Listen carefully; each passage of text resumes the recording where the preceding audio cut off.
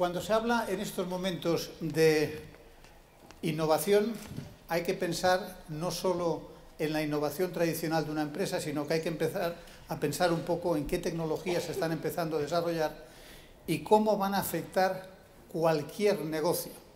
Hablamos, por ejemplo, en el caso de Kurzweil, él habla del humano 1.0, el ser humano que tenía una esperanza de vida de 40 y tantos años, de hace un siglo y pico, y que realmente no tenía nada más que la biología con la que venía al mundo. El 2.0, que es el que estamos ahora, edad media 80-85 años, y que básicamente empieza a tener la capacidad de tener un trasplante de riñón o un trasplante de corazón. Es decir, empezamos a sustituir partes claves del cuerpo humano por otras que no lo son tanto y por otras que van a suplirse en lo que es el humano 3.0, que es la siguiente generación, que tendrá la capacidad de vivir más de 150 años porque realmente casi todas las partes del cuerpo serán cambiables. Imaginaros lo que representa eso para la sociedad, para la forma en la que interactuamos los unos con los otros y para el mundo de los negocios, cuando tengamos señores de 150 años.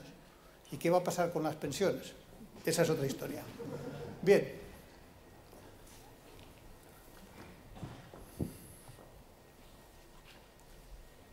El otro aspecto es, hemos sido capaces de, en los últimos 5 años, de conocer tanto al ser humano, el DNA, todo lo que es alrededor de la vida, como lo que sabíamos en 500 años anteriores. En los próximos 5 años se está acelerando. Ray Kurzweil decía en su libro que he terminado el otro día, que es fascinante, que se llama The Singularity is Near, decía que la secuencia del DNA, que valía hace 5 años 10 euros por cada secuencia, está ahora en 0,1. Quiere decir que cada vez es más fácil, más rápido, más sencillo y más barato el hacer composiciones nuevas en biología. Cada vez estamos cambiando más las cosas más rápidamente. Y eso tiene mucho que ver con lo que vamos a hablar luego. La física, cada vez vamos a tener más capacidades. Una de las cosas que dice, por ejemplo, también en su análisis, es que el cerebro humano es uno de los pocos ordenadores que no ha sido reprogramado desde que se creó. Mientras que los ordenadores se reprograman constantemente y cada vez tienen software más avanzado, el ser humano todavía tiene que reprogramarse y cada vez vamos a ser capaces de hacerlo más.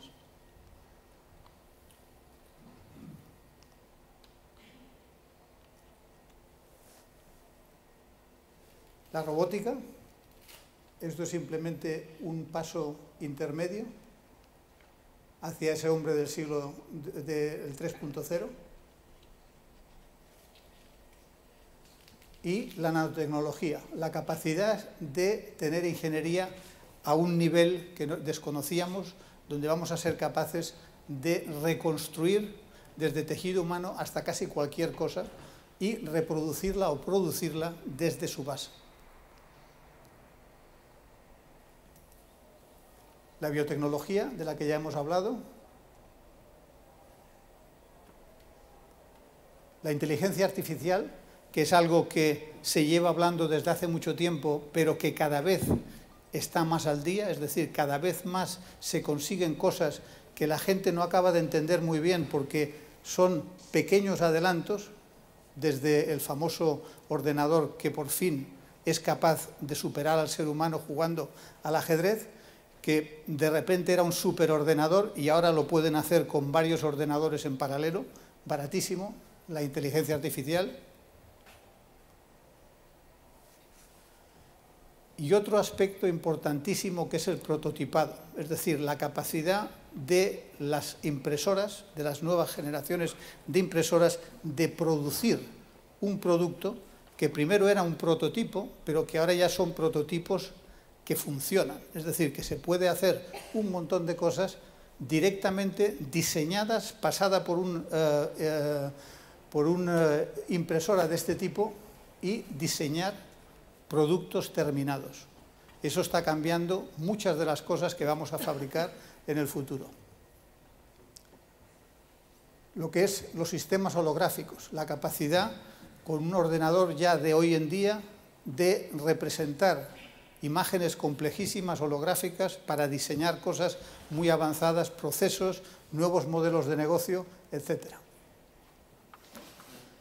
Y lo que se está intentando con las redes neuronales, que es la capacidad realmente de aplicar todo el conocimiento que vamos teniendo de lo que aprendemos del cerebro humano, que cada vez es más, cada vez se sabe más, de aplicarlo a los ordenadores y conseguir que los ordenadores superen muchas de las funciones que en estos momentos son únicas del cerebro humano.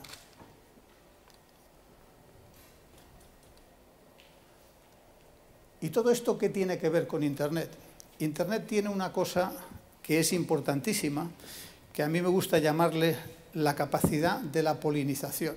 Es decir, lo que está empezando a pasar y por qué el mundo está evolucionando tan rápidamente es porque de repente un ingeniero que tiene un problema se lo resuelve un biólogo, y un biólogo que tiene un problema se lo resuelve un ingeniero.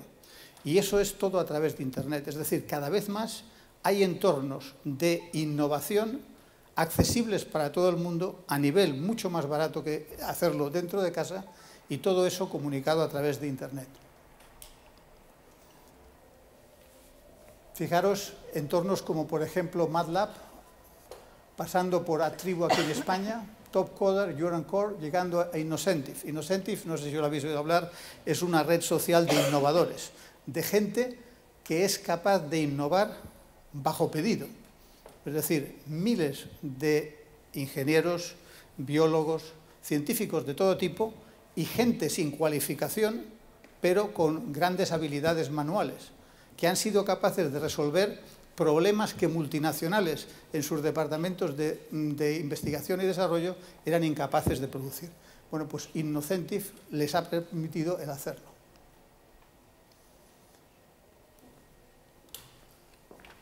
Bien, ¿qué es lo que al final está cambiando? Antes, me parece, en una de las ponencias se hablaba de la diversión, de que hay que divertirse, que las cosas tienen que ser como un juego.